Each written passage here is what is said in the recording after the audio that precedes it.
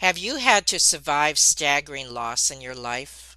Robin Cote is a survivor, not only of loss, but domestic violence, verbal and emotional abuse, rape, and bullying.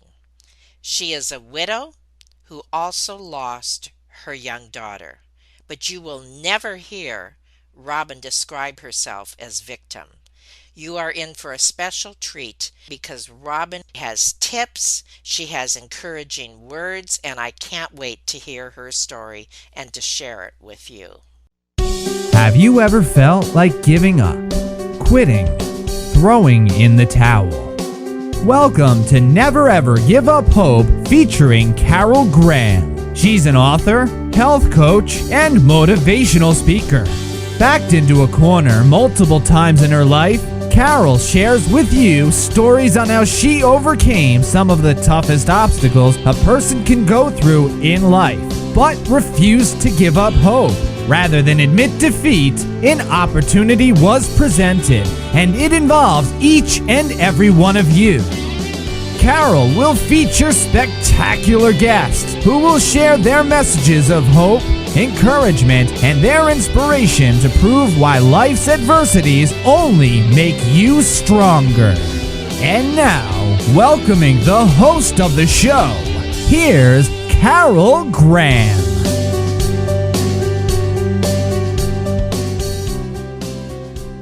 With me today, I have Robin Cote, and I am so excited to have her because, as I said in the intro, she has gone through so much.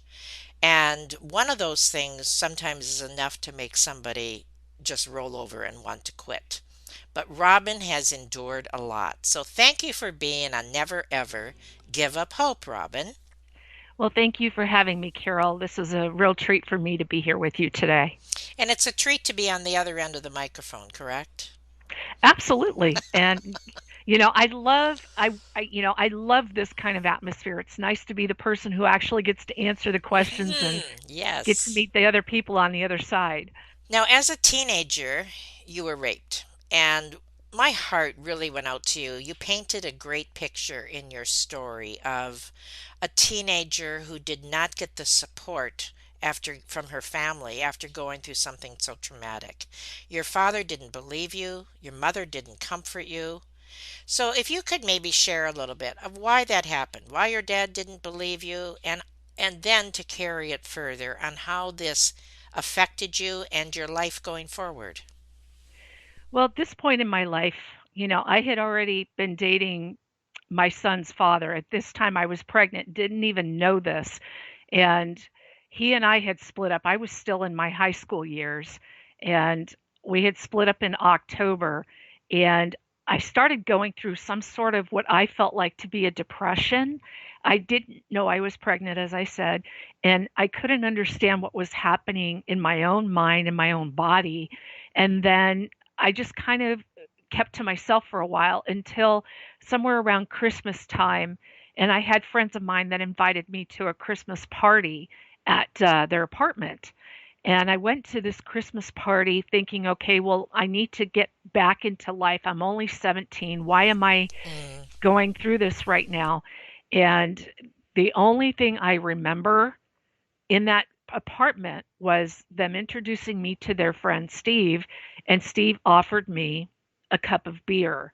And, uh-oh. I was underage, and I remember taking one sip out of this beer, and I don't remember anything. Oh, And wow. then, and then I don't know how long it was, but a while later, I woke up and I found something stuffed in my mouth. I was like partially tied down to one of those weight benches that guys lift Oh, weights. right, right. And I felt this huge weight on top of my body. And when I got my eyes open, I could just feel the mascara stinging my eyes from the tears. And I felt Oh, this huge presence on me. And this guy was a big guy. And I was coming out of this fog. I didn't know what it was. And I looked over and saw a wood leg up against the wall because apparently he had one of his legs had been amputated, so he had this leg standing over against the wall near the door, and the door was closed. And I don't know how I got him off of me. You Hmm. know, they talk about this amazing strength that human beings have when they're in this flight or fight mode. And I got him off of me, and I got up off this bench, and the fact that he only had one leg, I'm sure that probably was in my favor to get him off of me. And I remember just grabbing everything that was mine on the floor, running out of that door into the living room and seeing these two women there, which I've come to realize was his grandmother and his mother. And I Oh my screamed at word. them. I screamed at them, "Don't you know what he just did? He just raped me." And I ran down the steps, and I remember falling a couple times. These steps had like rocks on them. And I remember skinning myself up and bleeding and just running down to the parking lot and screaming, and my friends coming out to me and putting a blanket around me. And I don't remember what was said. I just know that they took me home. And when I got home, I told my father what had happened. And he said to me, it still gets to me today, but Of course. he told me, he said, "Were you drinking?" And I said, "I had a sip of a beer." He goes, "Well, then you deserved it." And Wow. yeah. And then my mother just sat on the couch and didn't say anything. And that was devastating for me because I didn't know how to deal with it. Of course. And the worst part, this was in December, and in January, I made a decision that I was going to leave this state and get away from everybody and go join the military. So I was set to graduate soon. So I decided to get the enrollment going, and I had to take a test. And one of the tests I took revealed to me that I was pregnant. It scared the living daylights out of me because the first thing that came to my mind was I was raped. This Hmm. is this is the rapist baby. And I you can't fault a woman for what her belief system is, but in my own head I thought there's no way I could have a child born of rape, because I would look at that child and that Hmm. child would have to live with that idea that they were a product of rape. So I actually had made the decision to get an abortion, but that's where the gift was given to me to find out that I was actually 4.5 months pregnant, and it was my ex boyfriend's child and not Hmm. the rapist child. I often say this because I believe it.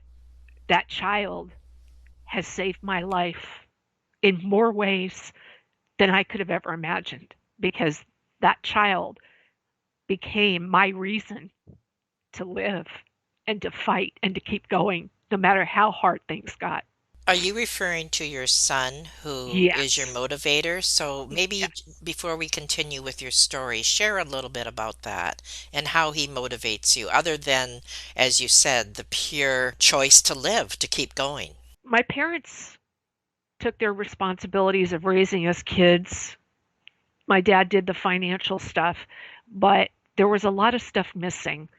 And I think when we grow up without having certain elements in our life, we long to be a better parent to our children. And I eventually did marry my son's father, but we didn't last very long. That was a very abusive relationship. And he was out of our lives within 2.5 years after my son was born. So here I was, merely 20 years old, with a 2.5-year-old, not able to get any child support from him because he refused to pay it, not being able to get any help through the state. I was told that I wasn't a particular race and that they're not going to help me, that I need to go out and just do it myself. I knew that that kid had only one person to depend on, and that was me. And I Hmm. think, that's why he became such the driving force for me. I mean, he is 35 years old now, but back in that day, I said to myself, look, I'm going to make sure this kid understands that he means the world to me. He wasn't given everything, he wasn't spoiled rotten, what he saw in me is something he appreciates even today, is that I never gave up. I I would work 4 or 5 jobs, and half the time, most people out there, especially the single moms, they understand this. You work 2 or 3 jobs just to Hmm. pay for the daycare. So that was always the thing that I instilled in my son while we were going through this together. It was almost like we could have been siblings, even though we were 17 years apart. We still had that very close bond. I took him everywhere I went. I couldn't afford to take him to Disneyland, but I took him on road trips. We did camping, we did fishing stuff. We did things that, here's the funny part. He calls me his mom and dad, because Oh, I act more like the dad than I do the mom. We fixed cars together. We would, work on part-time on movie sets together. I would drag him everywhere. I worked at a radio station where I was there 7 to midnight, 5 days a week. So I bought a cot, and I would put a cot in the back room, and he would sleep on that after he did his homework and was tired. And then I'd pick him up and carry him to the car.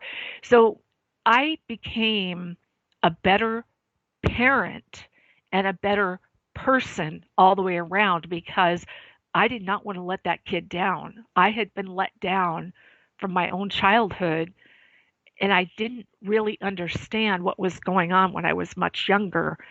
But I took it as, I'm never going to tell my son that his voice doesn't matter, because what I heard my father tell me was, shut up and take your lumps. Your voice doesn't matter. And that's what stuck with me for so long. And I found myself making those mistakes where I went to the abusive type men, because hmm, that's all hmm. I felt I deserved. I didn't understand it. And it took many years for me to figure that out. And I stayed single most of the time while raising my son, because I didn't want to have my son fall in love with any man that I brought into his life and then be disappointed and hurt and angry at me because it didn't work out. So for 12 and a half years, I stayed single. I barely dated. If I did, they never came around my son.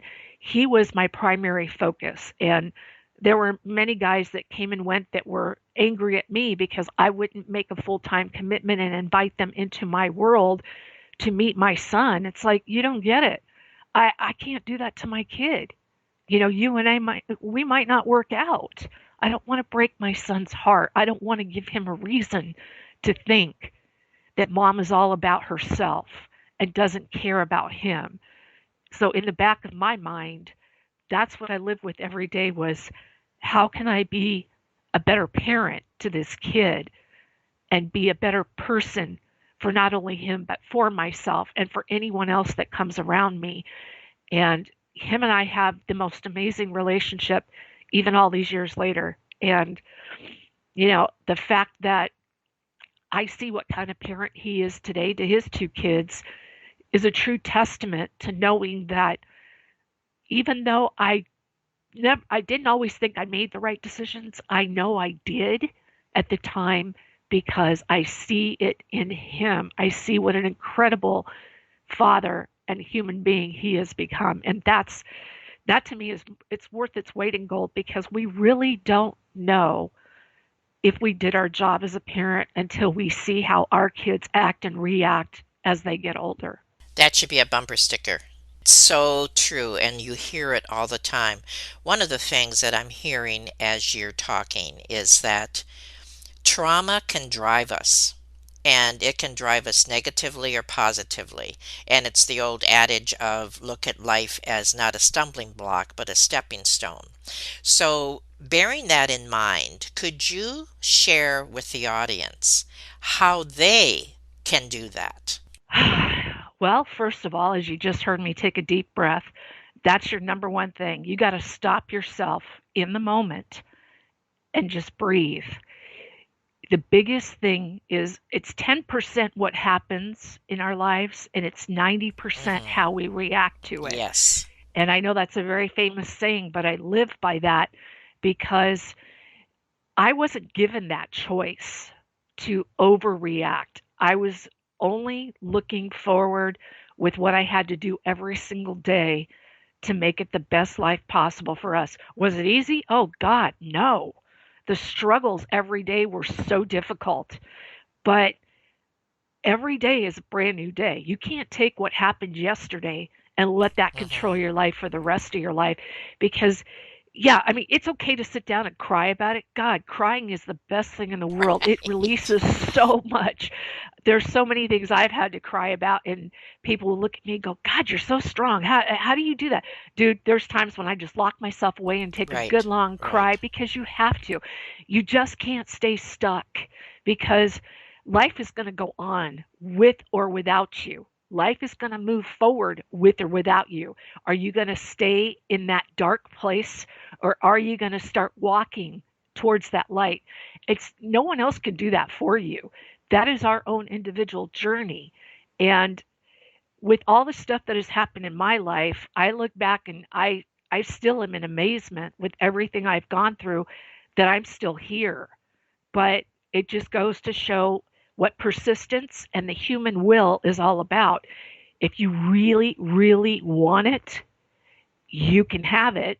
You just have to put it into your mind. It is mindset. It's every day, starting with something very simple. Starting with something as simple as I accept myself unconditionally right now in this moment because none of us are perfect. We're all flawed. We're all human. But that's what we learn from. We learn that it's okay to be who we are. You don't have to be perfect. I've never believed anybody is. I think the only time we're perfect is when we're dead and gone because then we start over somewhere else. But when you're here, you have to stop yourself in that moment, take a breath, and then just allow yourself that moment to gather your thoughts. Don't react to the situation. Give yourself a chance to catch up, take a break, take a breather, and you'll figure it out. You may not think so in that moment, but don't make a permanent decision in a temporary moment because in 5 minutes from now, it's going to be completely different. An hour from now, after you've had that good cry, it's going to be completely different. You have to give yourself that moment to breathe and to feel the experience. But then you've got to look at yourself and say, you know what? I've got this. I know I can do it. And it all starts with just how you talk about yourself and to yourself. If you're putting negativity out there, remember you have one mouth and two ears.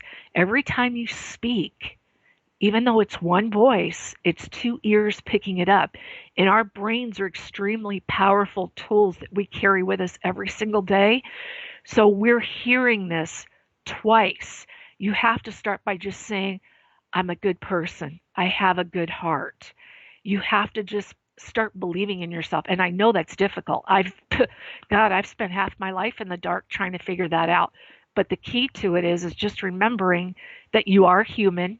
It's okay to feel things and don't react in that moment. Take a break.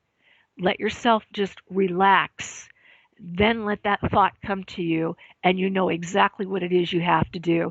And even if you're stuck there for a second and you're having trouble figuring it out, take a little bit more time because all you need to do is just let everything settle. Let that dust settle, let that emotion settle, and don't react or act when you're in that emotional state because that's when you find yourself making those mistakes and you wish you hadn't done that. So it's all about just taking that moment for yourself and breathing through it because that's the most important thing to do.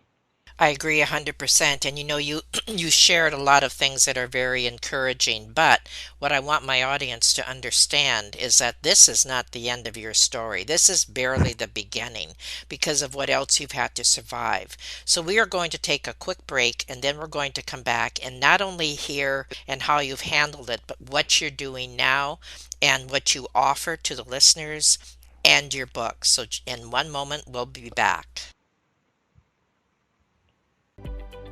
Carol Graham would like to show you the path from misery to miraculous triumph. In her fast-paced memoir, Battered Hope, she relates her determination to succeed as someone who experienced one horrendous nightmare after another.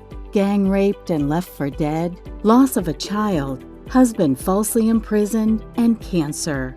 Nothing could break her tenacity or faith. No matter what you face, heartache, loss, suffering, or injustice, Carol will illustrate how she became a victor the same way you can. The secret is to never, ever give up hope.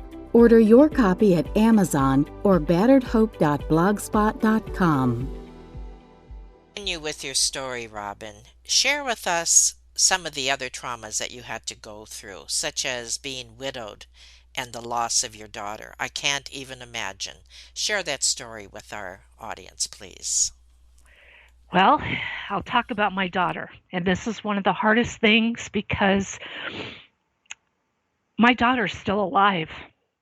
She's not dead. But I had my children exactly 1 year apart on the same day, my son being the firstborn, my daughter being the second. I was married to their dad, my first husband. Not a very good man. And when I was pregnant with my daughter, every day I lived with that threat.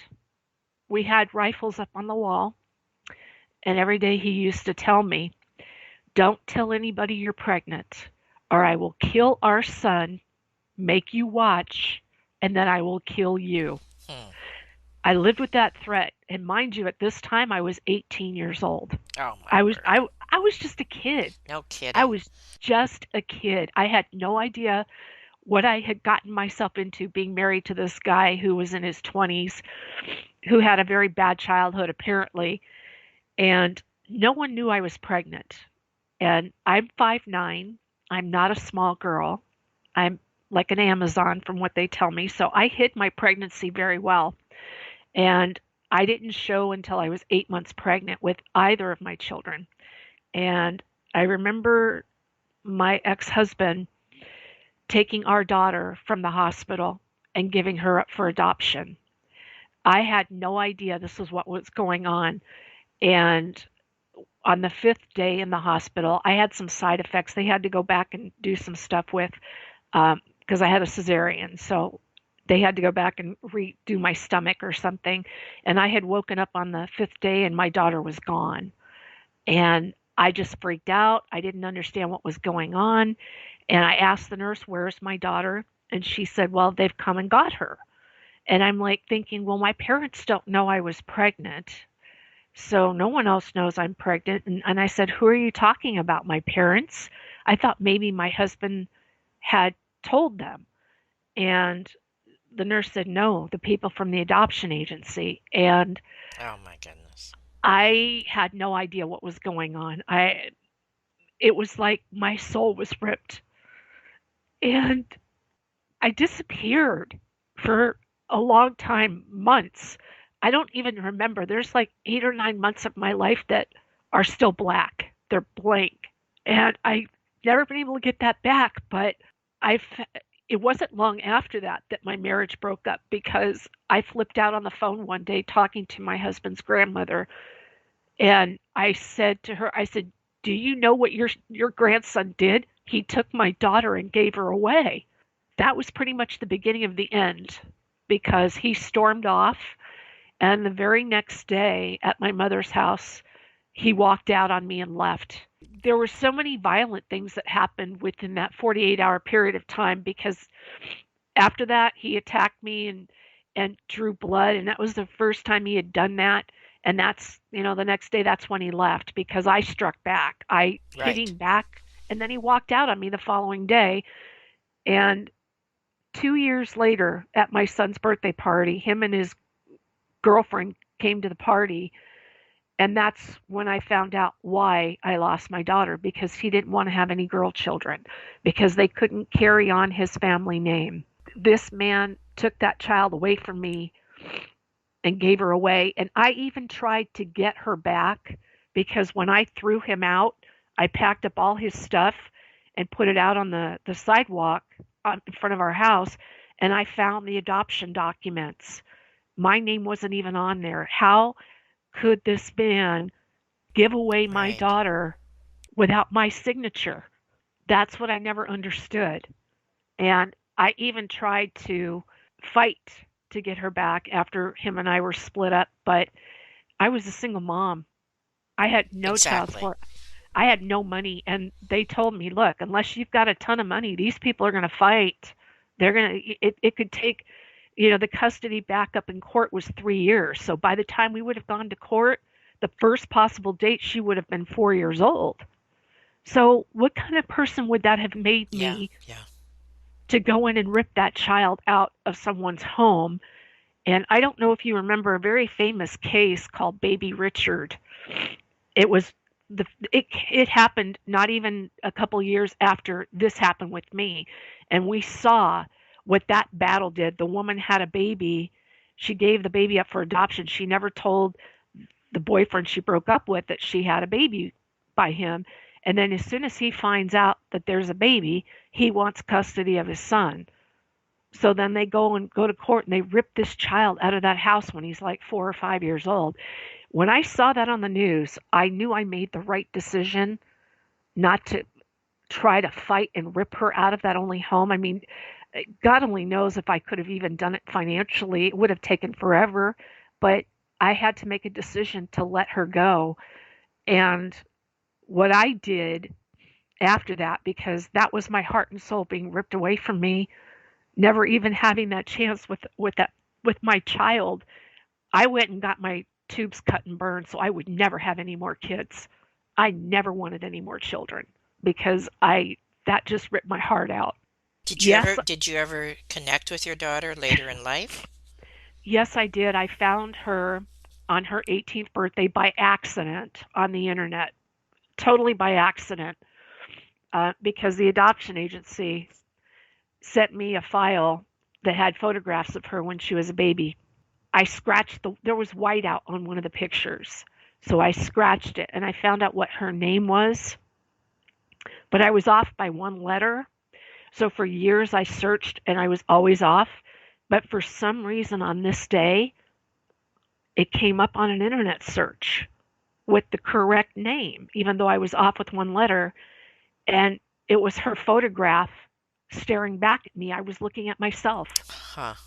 I was looking at myself like I was a senior in high school. And I was so floored that I found her. And we did start talking. There was a point where she was going to come here and meet us, but that didn't happen because she had a breakup with her boyfriend. But here's where things went wrong. When she was getting married, she asked me to help her build a family tree. So I did. She reached out. Her dad, her biological father, has 19 children that we know of, my son being the firstborn. Hmm. Yeah, he's got a lot of kids. And um, she reached out to a couple of the siblings that we know of here in Arizona and reached out to my son. But she reached out to her biological father. And they apparently established some sort of relationship. And there were some lies being told. The truth was not told. He mixed me and the first wife or the second wife up with his details and told her a bunch of fabricated stuff. And I would have never known this if it weren't for my son. Really? Yeah. My son does not have a relationship with his father, never has. At this point, it was on their birthdays because my kids had the same day. And I went on her Facebook wall and I wished her happy birthday.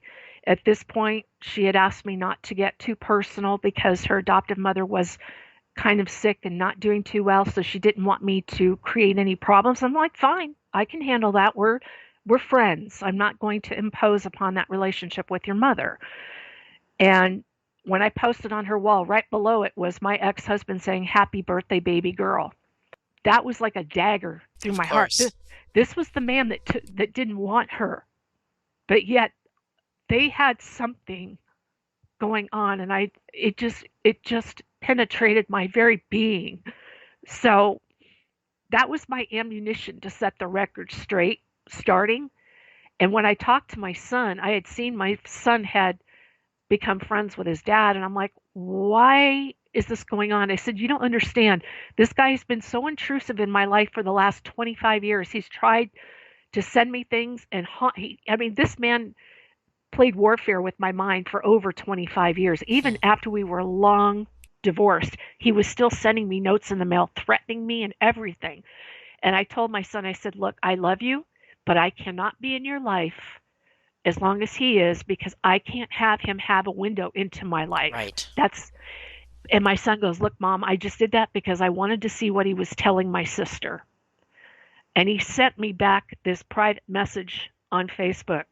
And that's how I found out what was being told. So that's how I developed my ammunition to tell the truth.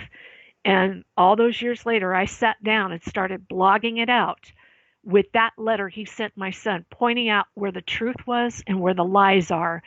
And that's how I started writing my first book. I did it as a blog to clear the record with my daughter, but then everyone encouraged me to turn it into a book. And when I tried to get in touch with her to send her a copy of the book, she called me every name in the book, told me she pitied me. And she said, how dare you write a book about me? My whole family's going to read this. My friends are going to read it. They're going to know it's me. How dare you? How dare you? How dare you? So that was the last time I spoke to her, was October of 2015, when I was ready to release the book. And there's very little bit about her in the book. It's my journey. It's my truth. And it's Right. basically to set the record straight. I put all the documentation in the back, including the adoption documents, including all the statements that he sent me in the mail to threaten me through the years, to basically show that we as abused partners, and I use the word partners because a lot of men face abuse from their wives and their girlfriends as well. So it's not Right. just, you know, Absolutely. 1 in 7 women and 1 in 4 men. So, I put all that in the back of the book to document the truth.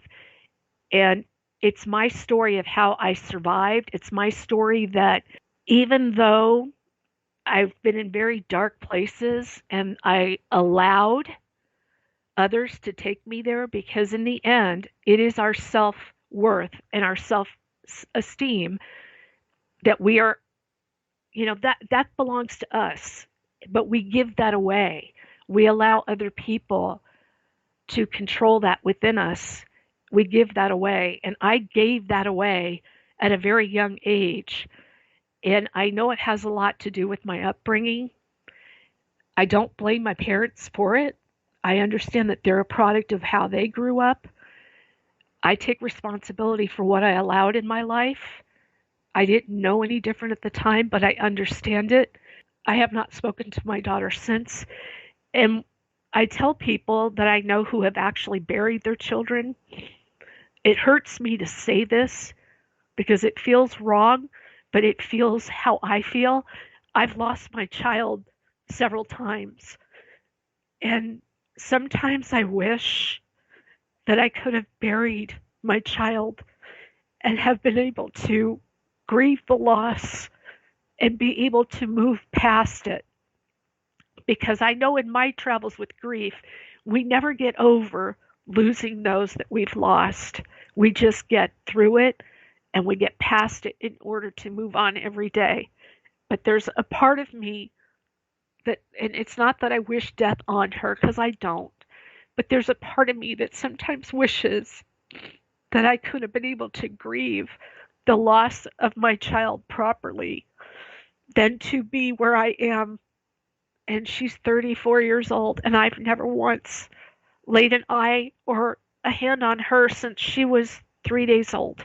It's a hard thing to live with, but it is a loss because she's not part of my life. You said so many things that I know are going to touch the audience in many ways. For one thing, and a lot of people in my audience do know that, believe it or not, your story and my story are very parallel.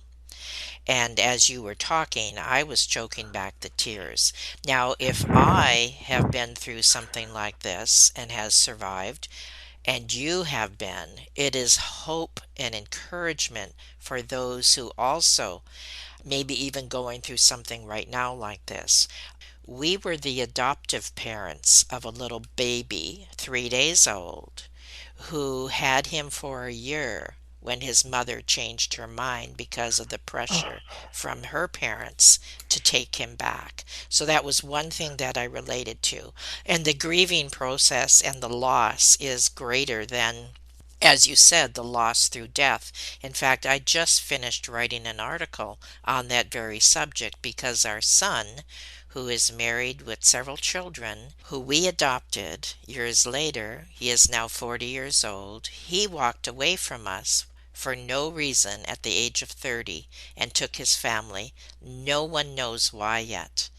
oh. And he lives in the same town. So there were so many things that, as you were sharing, I could relate to, and my heart definitely goes out to you. But there are many people. If look at this, two of us that have similar stories, think of how many people's lives you are touching right now because of your story. And I appreciate how raw and open you are being.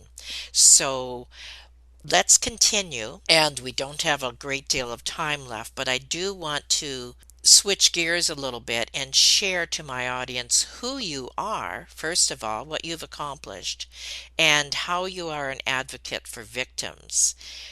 Robin is a living kidney donor, so you know she's a giver.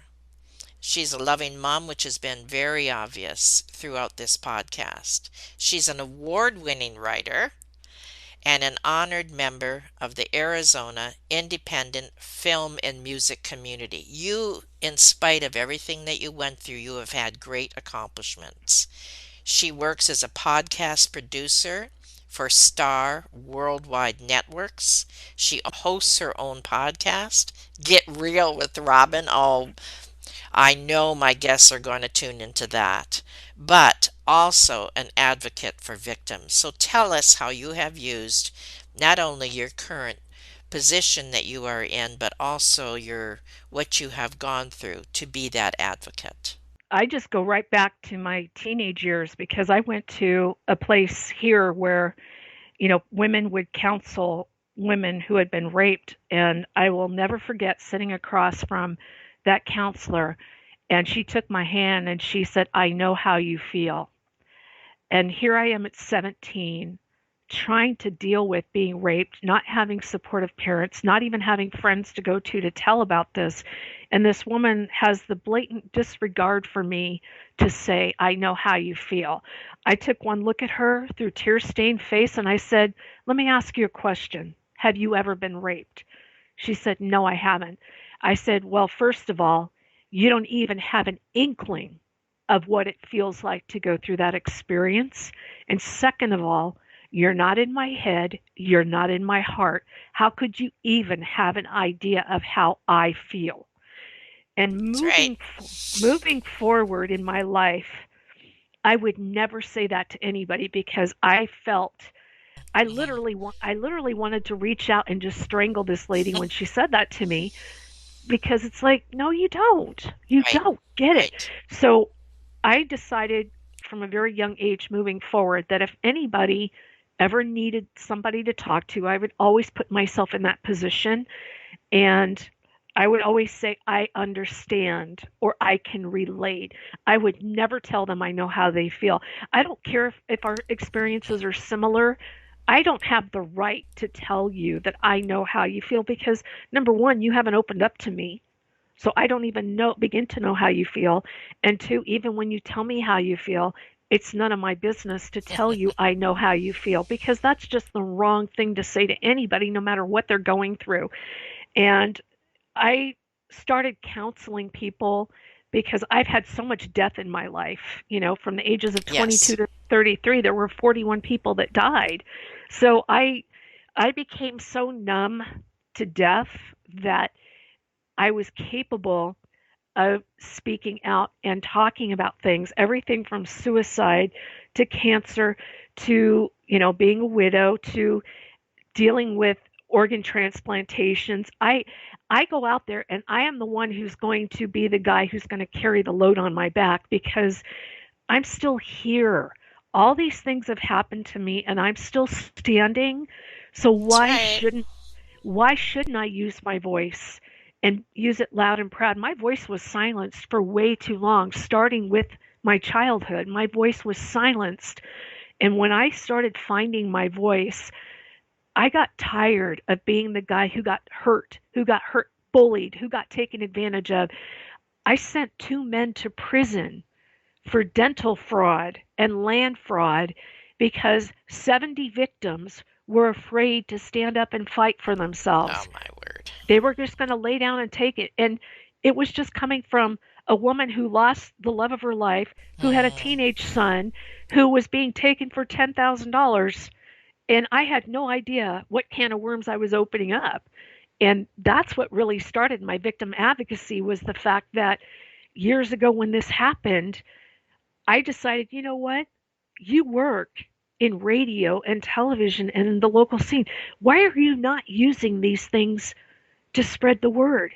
So I got on the horn and started calling my friends at the different TV stations saying, hey, I got a story for you. Do you want it? I'm your victim. Come talk to me. And that started the victim advocacy thing. It was amazing. I couldn't mhm, believe that just little old me with a $10,000 thing over my head because this fraud, that all these victims came out of the woodwork because they saw me on television. That's what I encourage people to do. Every single one of us has been through some sort of trauma in our lives. We've all gone through something, and it's not easy to talk about it, mhm, but the more you talk about it, not only are you going to heal yourself, you're never going to get over any trauma you've been through, but you can get through it and get past it to live a better life. I'm living proof of that, and there are many others that are too. But the key to it is don't let that crap sit below the surface. You have to get it out, purge it, write it down, talk about it. Some people therapy works. It didn't work for me because the therapist always wanted to tell their problems to me, God forbid. So I found writing. I found standing up for the little guy. I go out there and I fight. If I see something that I don't like that's going on and I see somebody struggling with that, I will throw that life preserver out there and say, "Hey, what can I do? What can I do to encourage you to take back your life?" Because you're just looking at a momentary thing. This isn't going to last forever. Every day is a good day to start fresh. Yeah, you're still going to carry some of the crap with you that happened yesterday, but every day you can move some of that aside. And that's how I get involved with victim advocacy, is just encouraging people not to stay silent. The more you get together, the more you put your voice out there, you're going to bring more people with you. And you, just like the Me Too movement, what a beautiful thing that was, because so many people were silent for so long. And there is so much strength in numbers. And it doesn't matter what you've been through or who you are, you're not alone. You may think whatever you're going through, no one else has gone through. But let me tell you something. As Carol said earlier, our stories intertwine. We've all been through something. It may not be 100% alike, but it is similar in a lot of ways. And the only way you're going to ever get past it, to heal yourself and to have a better life, is to purge that garbage, purge it out of your soul. It doesn't belong stuck inside of you. I don't, I'm just a person. I'm nobody special. I'm just a person who's gone through so many things in life, and I choose not to stay silent, because silence is what kills us. Silence is what hurts us as a human race.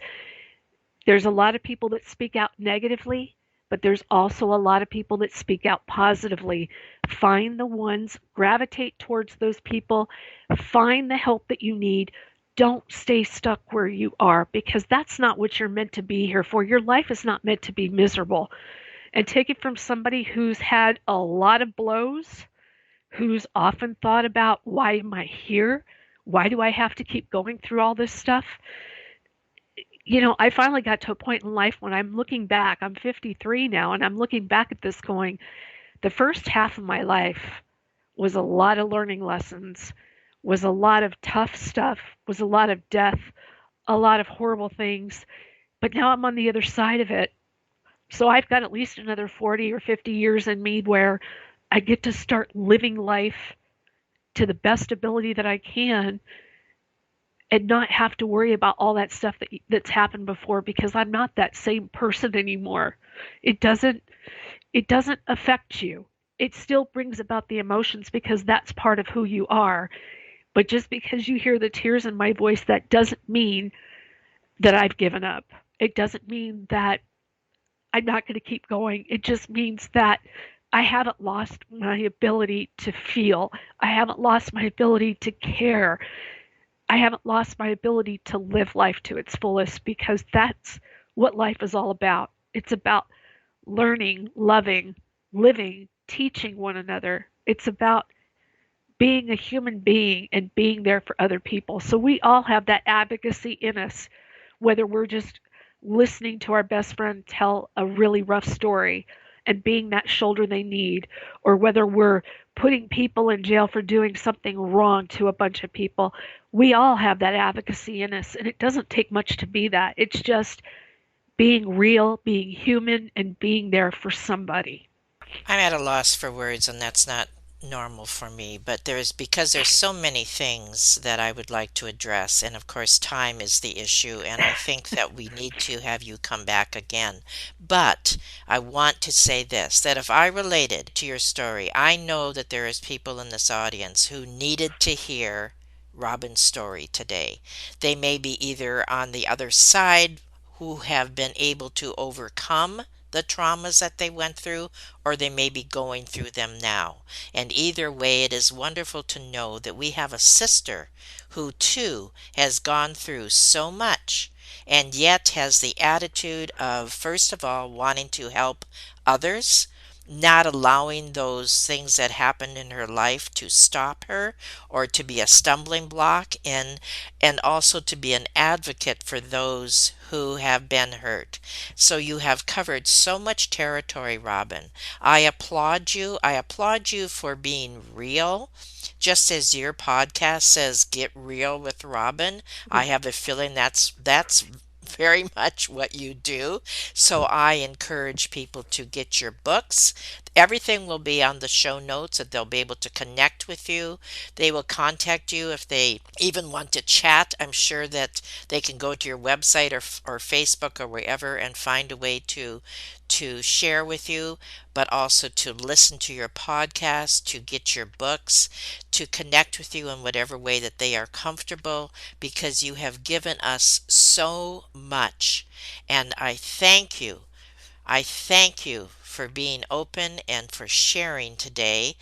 Never ever give up hope, which is certainly something you never did. Do you have any words in closing, Robin? The biggest thing I can leave anybody with is just remember this: your self worth comes from you, your happiness comes from you. No one else can give those things to you. Don't allow someone else to wreak havoc on your life to make you not feel like you're worthy, because no matter what, you deserve to live a beautiful life. It's up to you. No one can give that to you but you. Remember to stop and breathe and give yourself a pat on the back every now and then that you're doing a good job. And yeah, I know it's not always easy, but you have to stop and tell yourself that you deserve so much more and that you are definitely worth it. And don't ever forget that. A perfect conclusion, a perfect summary. And I thank you again, and we look forward to connecting with you. And please, audience, pick up her book, listen to her story, share with her, and listen to her podcast, Get Real with Robin. Thank you again for being on Never Ever Give Up Hope. Thank you, Carol. I appreciate it. Thank you for listening to Never Ever Give Up Hope, featuring Carol Graham. Did you know that most people succeed because they are determined to? Quitting was never an option. Carol loves your comments and will respond to each one. So please subscribe and review this podcast. A rating of 5 stars would be outstanding and appreciated. Remember, if you are still here, there is always hope.